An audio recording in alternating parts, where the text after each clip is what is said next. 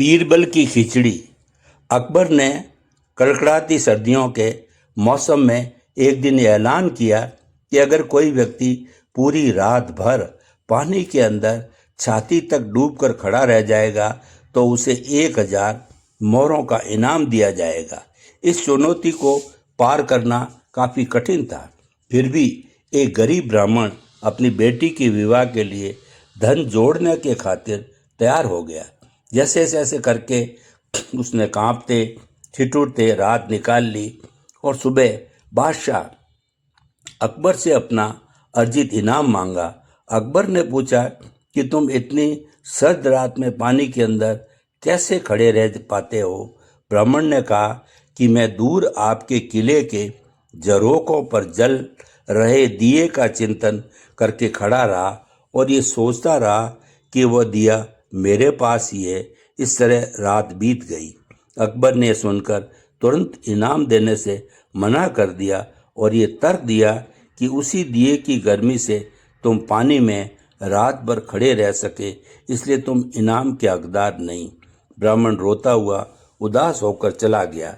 बीरबल जानता था कि ब्राह्मण के साथ यह अन्याय हुआ है। उसने ब्राह्मण का हक दिलाने का निश्चय कर लिया। अगले दिन अकबर और बीरबल वन में शिकार खेलने चले गए। दोपहर में बीरबल ने तिपाई लगाई और आग जलाकर खिचड़ी पकाने लगा।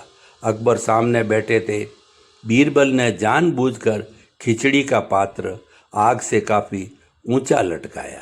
अकबर देखकर बोल पड़े, अरे मूर्ख, इतनी ऊपर बंधी हुई हांडी को तपन कैसे मिलेगी? हांडी को नीचे बांध वरना खिचड़ी नहीं पकेगी। बीरबल ने कहा, पकेगी पकेगी, खिचड़ी पकेगी, आप धैर्य रखें।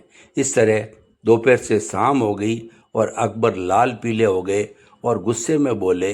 तब बीरबल ने कहा, अगर इतनी सी दूरी से अग्नि खिचड़ी नहीं पक सकती तो उस ब्राह्मण को आपके किले के झरोखे पर जल रहे दिए से ऊर्जा कैसे प्राप्त हुई होगी? यह सुनकर अकबर फौरन अपनी गलती समझ जाते हैं और अगले दिन ही गरीब ब्राह्मण को बुलाकर उसे 1000 मोहरें दे देते हैं और बड़े दरबार में गलती बताने के बीरबल के इस तरीके की प्रशंसा करते हैं। इस कहानी से ये प्रेरणा मिलती है, कभी किसी के साथ अन्याय नहीं करना चाहिए।